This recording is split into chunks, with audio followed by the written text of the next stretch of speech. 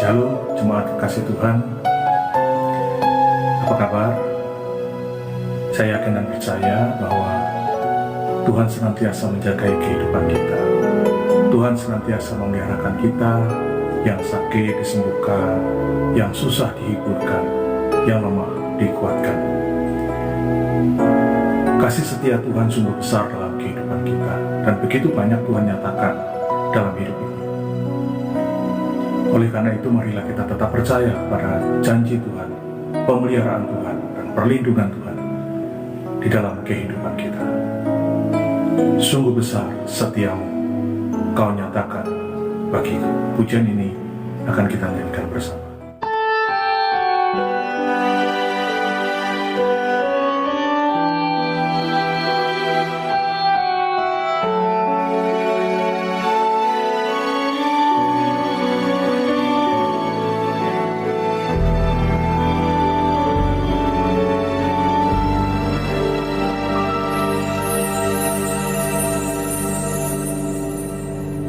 Sungguh besar setiamu, Kau nyatakan bagiku. Kau Bapa yang selalu mengerti isi hatiku.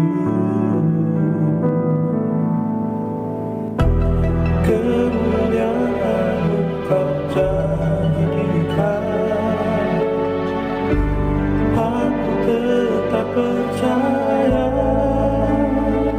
ku percaya janji-Mu ajaib terukir dalam kehidupanku. Ku berserah di dalam kekuatan-Mu. Ku percaya.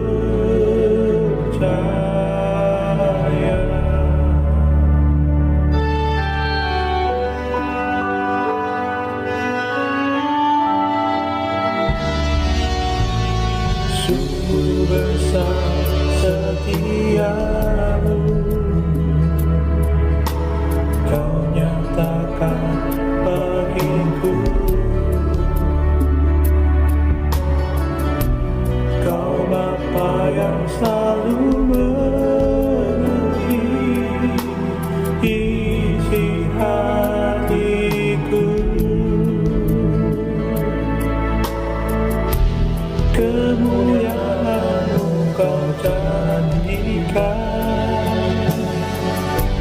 aku tetap percaya. Ku percaya janji-Mu ajaib terukir dalam kehidupanku. Ku berserah di dalam kekuatan, hanya Kau segalanya bagiku. Ku percaya janji-Mu ajaib terukir dalam kehidupanku. Ku berserah di dalam kekuatan, ku percaya.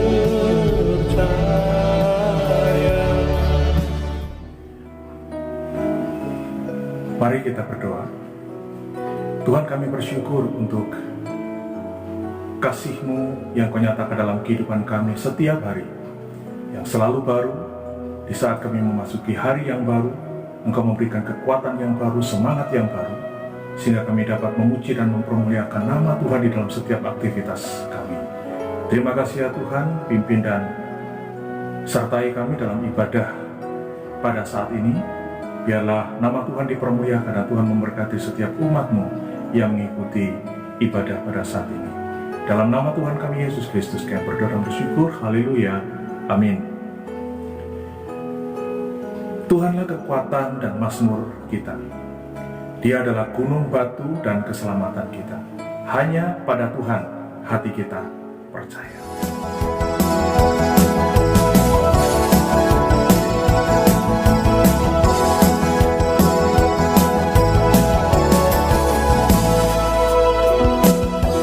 Tuhanlah kekuatan emasku,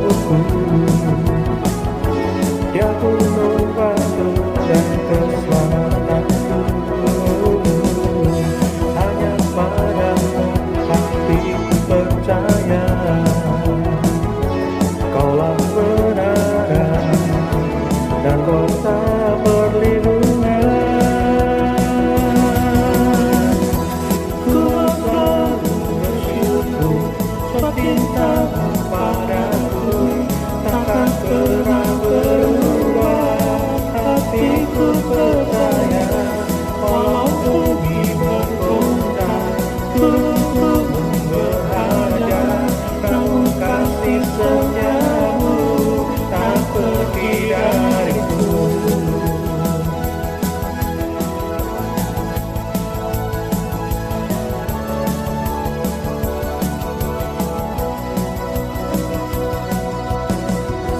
Tuhanlah kekuatan emasku, Dia gunung batu dan keselamatanku. Hanya padamu hatiku percaya, Kaulah kebenaran dan kota perlindungan. Ku selalu bersyukur sebab cintamu padaku takkan pernah berubah. Hatiku percaya walau bumi bergoncang, gunung berhajar, namun kasih setiamu tak pergi dariku.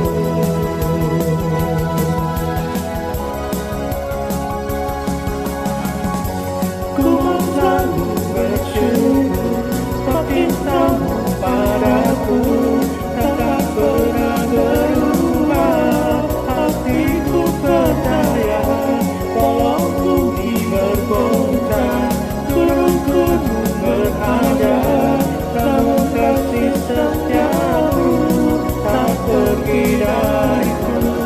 Namun kasih setiamu tak pergi dariku. Namun kasih setiamu tak pergi dariku. Mari kita persiapkan hati untuk mendengarkan firman Tuhan dan bersama-sama kita menyanyikan pujian Saat Ku Tak Melihat Jalan Tuhan. Saat ku tak melihat atau tidak mengerti rencana Tuhan dalam kehidupan kita, namun tetaplah kita berpegang kepada janji Tuhan. Pengharapan kita hanya pada Tuhan.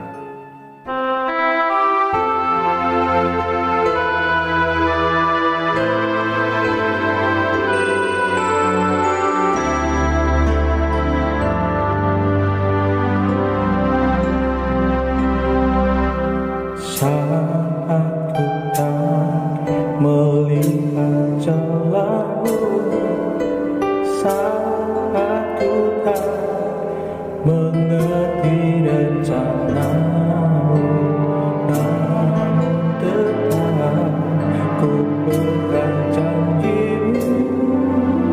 Pengharapanku hanya padamu. Hatiku percaya,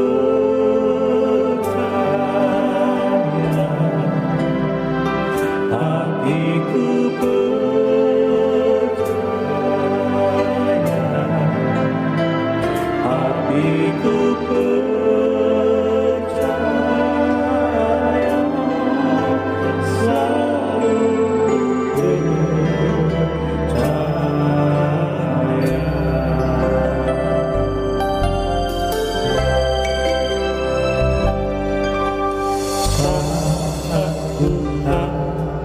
Melihat jalanmu, saat ku tak mengerti rencanamu, namun tetap Ku pegang janji-Mu, pengharapanku hanya padamu.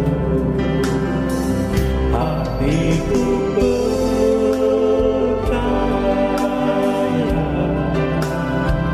hatiku percaya, hatiku percaya, selalu percaya.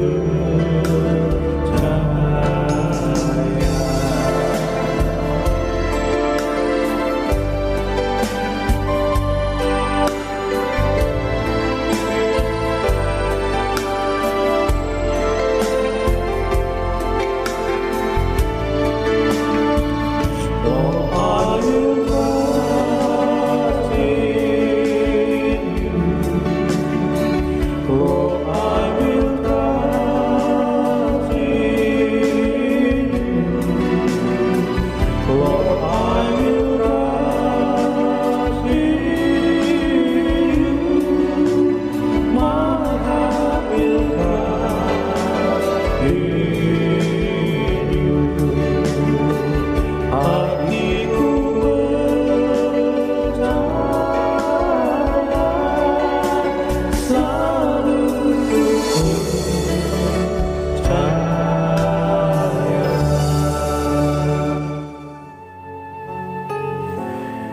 Mari kita berdoa. Tuhan, pada saat ini kami akan bersama-sama merenungkan firman Tuhan. Biarlah Tuhan sertai kami, Tuhan memberikan kepada kami pengertian, sehingga kami tahu apa yang harus kami lakukan di dalam kehidupan kami, dan sesuai dengan kebenaran firman Tuhan, sehingga jalan hidup kami tidaklah salah. Apapun yang kami pikirkan, apapun yang kami lakukan, semuanya seturut dengan firman Tuhan. Dalam nama Tuhan kami Yesus Kristus, kami sudah berdoa bersyukur. Haleluya. Amin.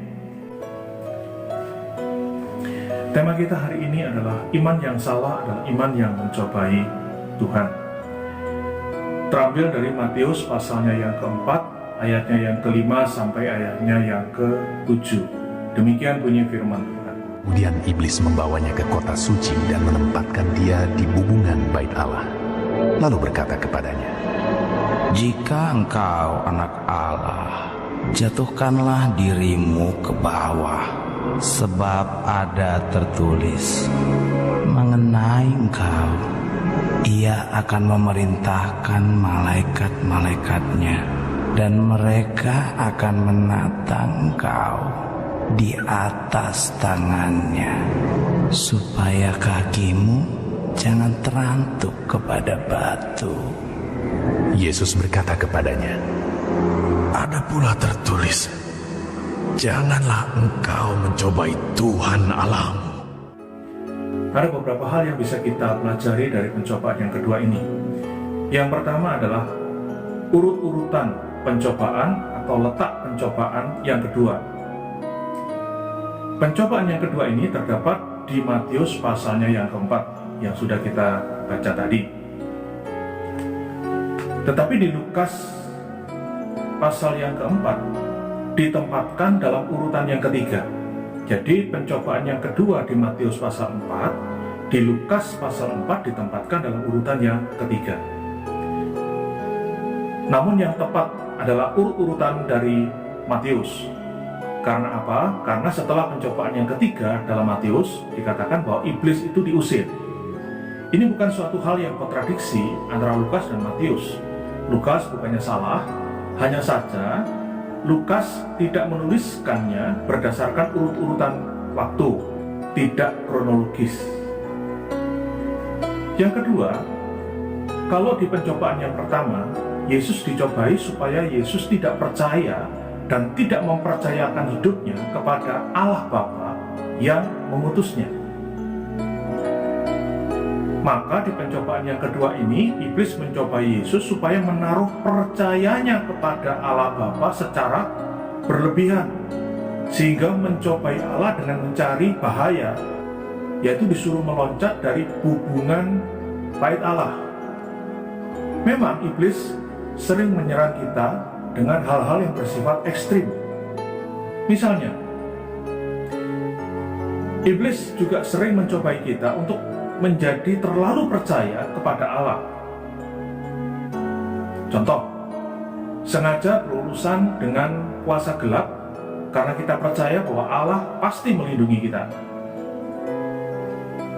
Itu namanya mencobai Allah. Yang ketiga, pencobaan yang pertama ditolak oleh Yesus dengan menggunakan firman Tuhan, maka iblis pun menggunakan firman Tuhan yang dikutip dari Mazmur 91 ayat 11 ayat yang ke-12. Dikatakan di sana, sebab malaikatnya akan diperintahkannya kepadamu untuk menjaga engkau di segala jalanmu. Mereka akan menatang engkau di atas tangannya, supaya kakimu jangan terantuk kepada batu. Tetapi ayat firman Tuhan yang dikutip oleh iblis ini telah disalahartikan atau disalah tafsirkan. Oleh karena itu kita juga perlu waspada. Tidak setiap orang yang menggunakan ayat-ayat Alkitab memberikan pengajaran yang benar. Semua orang, siapapun orangnya, bisa menggunakan ayat-ayat Alkitab untuk mendukung pandangannya sendiri. Contoh, orang-orang dari kalangan saksi Yehova menggunakan Yohanes 14 ayat yang ke-28 yang dikatakan di sana, kamu telah mendengar bahwa aku telah berkata kepadamu, aku pergi, tetapi aku datang kembali kepadamu. Sekiranya kamu mengasihi aku, kamu tentu akan bersukacita karena aku pergi kepada Bapakku, sebab Bapa lebih besar daripada aku. Dari ayat ini, saksi Yehova mengatakan bahwa Yesus lebih rendah daripada Allah Bapa.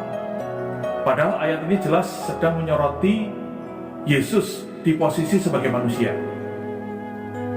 Kalau dibandingkan di dalam Yohanes 10 ayat yang ke-30 dikatakan, aku dan Bapa adalah satu. Yang jelas di sini menyoroti bahwa Yesus sebagai Allah, setara dengan Allah. Ada juga orang yang menggunakan 2 Korintus 8 ayat 9 yang dikatakan di sana, karena kamu mengenal kasih karunia Tuhan kita Yesus Kristus, bahwa Ia yang oleh karena kamu menjadi miskin sekalipun Ia kaya, supaya kamu menjadi kaya oleh karena kemiskinannya. Ayat ini dipakai untuk menekankan bahwa orang Kristen harus kaya. Padahal kalau kita membaca konteksnya dari ayat tersebut, jelas bahwa yang dimaksudkan adalah kaya secara rohani, bukan kaya jasmani. Satu hal yang harus ditekankan di sini adalah bahwa iblis juga tahu dan bahkan hafal ayat-ayat kitab suci. Karena itu kalau kita tidak belajar sungguh-sungguh firman Tuhan, menghafal dan merenungkan, menggali firman Tuhan, maka kita akan dengan mudah ditipunya. Mari kita akan belajar daripada jawaban Tuhan Yesus di pencobaan yang kedua ini. Di ayat yang ke-7 dikatakan, ada pula tertulis, janganlah engkau mencobai Tuhan Allahmu. Ini dikutip oleh Tuhan Yesus dari Ulangan 6 ayat yang ke-16. Janganlah kamu mencobai Tuhan Allahmu seperti kamu mencobai Dia saat dimasak. Yang jelas jawaban Yesus ini berkaitan dengan kutipan iblis yang telah disalah tafsirkan. Di sini kita dapat melihat betapa pentingnya belajar firman Tuhan dengan sungguh-sungguh, mengingat-ingat selalu dan menerapkannya dalam hidup kita. Karena iblis juga menggunakan firman Tuhan untuk menjatuhkan kita. Oleh karena itu, belajar firman Tuhan itu sangat kita butuhkan.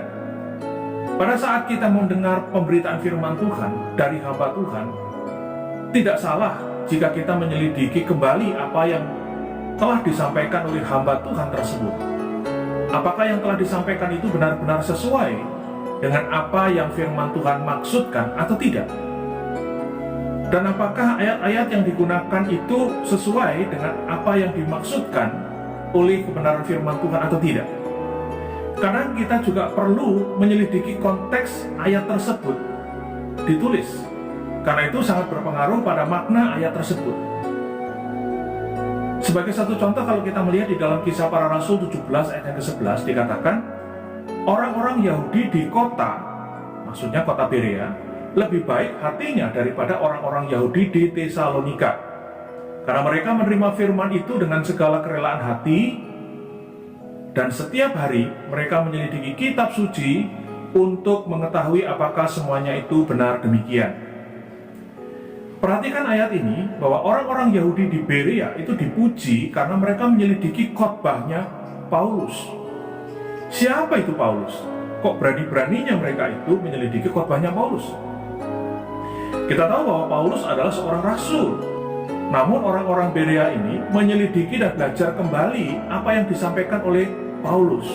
Bukan untuk mencari kesalahan daripada Paulus, tetapi mencari apakah yang disampaikan oleh Paulus itu sesuai dengan kebenaran firman Tuhan atau tidak. Nah, ini bukan berarti jemaat Berea itu ingin menjatuhkan Paulus, tetapi mereka benar-benar ingin bertumbuh melalui kebenaran firman Tuhan. Maka dari itu Bapak Ibu dan saudara-saudara yang dikasihi Tuhan, kalau kita mau mengaminkan apa yang dikatakan orang atau pengkhotbah atau hamba Tuhan, siapapun itu, kita harus mengeceknya terlebih dahulu dalam Alkitab. Benar tidak apa yang dikatakan oleh orang tersebut. Karena tanpa mengeceknya terlebih dahulu dengan firman Tuhan, itu jelas merupakan sikap yang tidak benar dan bahkan membahayakan iman kerohanian kita. Yang kedua, kita melihat arti dari kalimat mencobai Allah yang ditulis di dalam Matius pasal 4 ayat yang ke-7 tadi. Dalam bagian ini kata mencobai menunjukkan pengabaian sarana yang Tuhan letakkan dalam tangan kita. Maksudnya apa? Maksudnya adalah siapapun yang ingin membuat percobaan dengan kuasa ilahi pada saat tidak ada keperluan untuk itu, lalu mencobai Allah dan memperkatakan janji Tuhan pada sebuah tantangan itu, maka itu merupakan perbuatan yang tidak adil, tidak fair, tidak benar.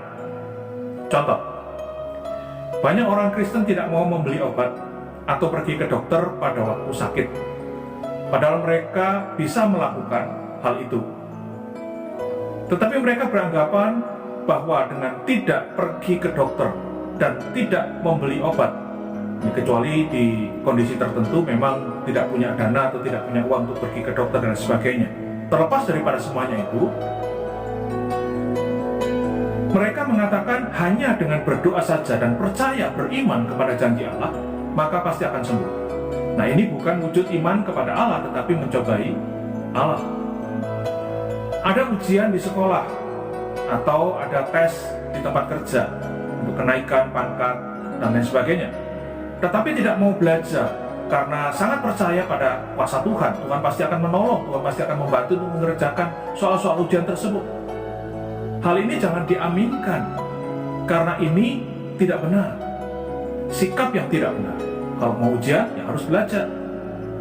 Contoh yang lain, ada gempa bumi, tetapi tidak mau keluar dari rumah karena percaya bahwa Allah pasti melindunginya.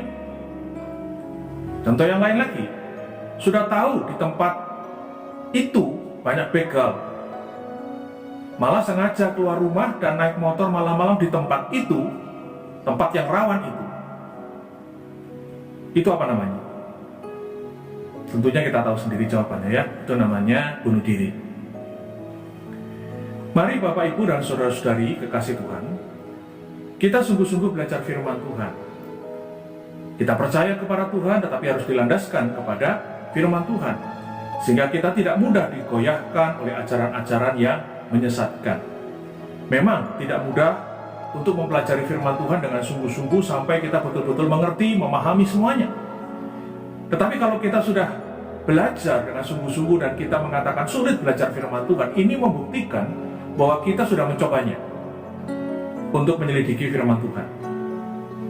Dan yang kedua, juga membuktikan bahwa firman Tuhan atau Alkitab itu bukan sekedar buku biasa, tetapi kaya akan makna dan berkat Tuhan.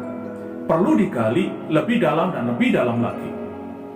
Tentunya kita sangat membutuhkan karya Roh Kudus di dalam kita menyelidiki firman Tuhan.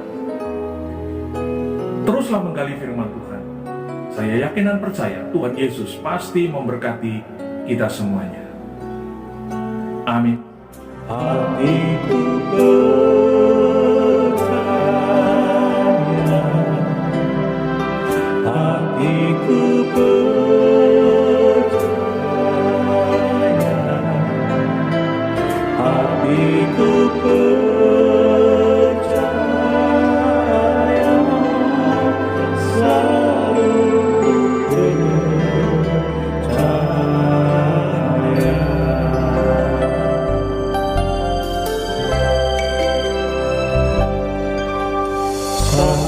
aku tak melihat jalanmu, saat aku tak mengerti rencanamu, namun tetap ku pegang janjimu.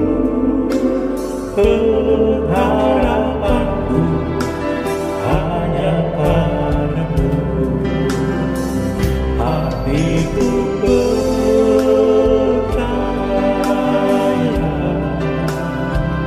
hatiku percaya, hatiku percaya,